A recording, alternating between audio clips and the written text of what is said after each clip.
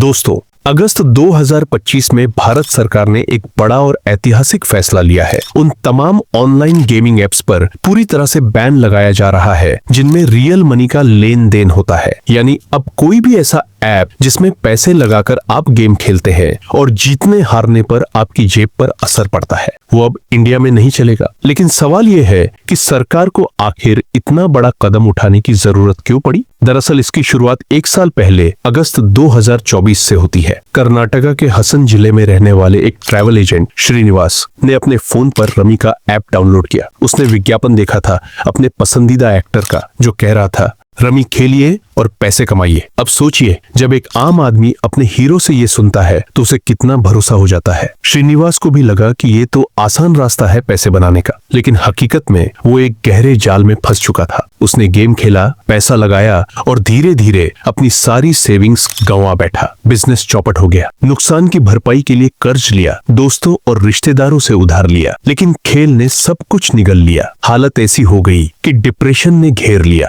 और दुख की बात यह है दोस्तों कि श्रीनिवास अकेला नहीं गया, उसके परिवार ने भी साथ में जान दे दी। 11 साल की मासूम बेटी जिसने दुनिया देखनी भी शुरू नहीं की थी, वो भी इस लालच और लत का शिकार हो गई। यह कहानी पहली बार सामने आई तो सब हिल गए, लेकिन ये पहला मामला नहीं था। इससे पहले भी बेंगलुरु में कई लोग ऐसे गेम्स की वजह से अपनी जान गंवा चुके थे। मल्लिकार्जुन नाम के एक लैब टेक्नीशियन और कुमार स्वामी नाम का एक ऑटो ड्राइवर, दोनों की कहानी भी दिल दहला देने वाली थी। कुमार स्वामी ने ऑनलाइन रमी खेलते खेलते करीब 10 लाख रुपए गंवा दिए थे। अब आप सोचिए, एक ऑटो ड्राइवर 10 लाख रुपए कमाने में कितने साल लगा देगा? शायद जिंदगी भर की मेहनत। और जब वो पैसा भी गया और ऊपर से कर्जदारों का दबाव बढ़ा तो उसने भी आत्महत्या कर ली। दोस्तों, यह सिर्फ कुछ नाम है। असलियत यह है कि 31 महीनों में 32 आत्महत्याओं के मामले दर्ज हुए और इनमें सबसे ज्यादा कर्नाटका से थे। लोकसभा में खुद आईटी मिनिस्टर अश्विनी वैष्णव ने ये आंकड़े पेश किए और साफ कहा कि ऑनलाइन मनी गेमिंग अब देश में एक सामाजिक खतरे के रूप में उभर रही है। मंत्री जी ने 3 सेगमेंट्स की बात की। पहला, ई स्पोर्ट्स, जहां स्किल, टीम वर्क और स्ट्रेटेजी काम आती है। पबजी, टेकन या दूसरे गेम्स इसी कैटेगरी में आते हैं। दूसरा सेगमेंट है सोशल गेम्स, जैसे शतरंज, लूडो, सुडोकू, जिनमें पैसा शामिल नहीं होता और जो मनोरंजन और शिक्षा दोनों के लिए अच्छे हैं। लेकिन तीसरा सेगमेंट है ऑनलाइन मनी गेम्स, और यही सबसे खतरनाक है क्योंकि इनमें जीतने की संभावना लगभग नामुमकिन होती है। एल्गोरिदम ऐसे होते हैं कि खिलाड़ी चाहे कितना भी स्किल दिखाए, हारना तय होता है। और यही बात लोगों की जिंदगी बर्बाद कर रही है। यही वजह है कि सरकार ने promotion and regulation of online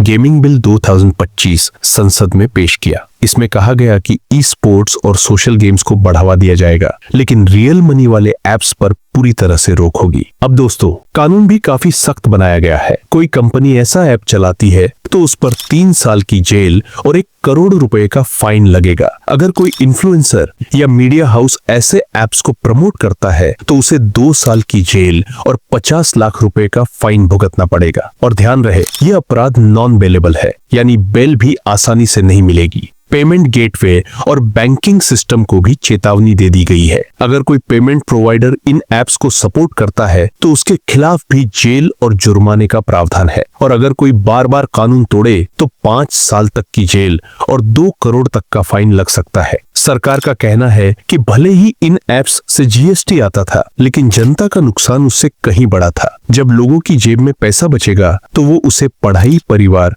और जरूरी चीजों पर खर्च करेंगे। इससे भी सरकार को टैक्स मिलेगा और देश की अर्थव्यवस्था मजबूत होगी। हाँ, इंडस्ट्री की तरफ से तर्क दिया जा रहा है कि स्किल बेस्ड ऐप्स जैसे ड्रीम 11 को बैन नहीं करना चाहिए, क्योंकि इससे क्रिकेट जैसे बड़े टूर्नामेंट्स में स्पॉन्सरशिप आती है और हजारों नौकरियां जुड़ी हुई है। लेकिन सरकार का रुख साफ है, जनता का हित पहले है, कंपनियों का मुनाफा बाद में। अब सवाल आपसे है दोस्तों, आपको क्या लगता है? क्या सरकार का ये फैसला सही है? क्या सच में ऐसे ऐप्स पर बैन लगना चाहिए या फिर इन्हें सिर्फ रेगुलेट करना चाहिए? आपकी राय बहुत जरूरी है, तो नीचे कमेंट में जरूर लिखें। और हाँ, अगर आप भी मानते हैं कि इस तरह के ऑनलाइन मनी गेम्स लोगों की जिंदगी बर्बाद कर रहे हैं, तो इस वीडियो को शेयर जरूर कीजिए ताकि और लोग भी जागरूक हो सके। और जरूर चैनल को सब्सक्राइब करिएगा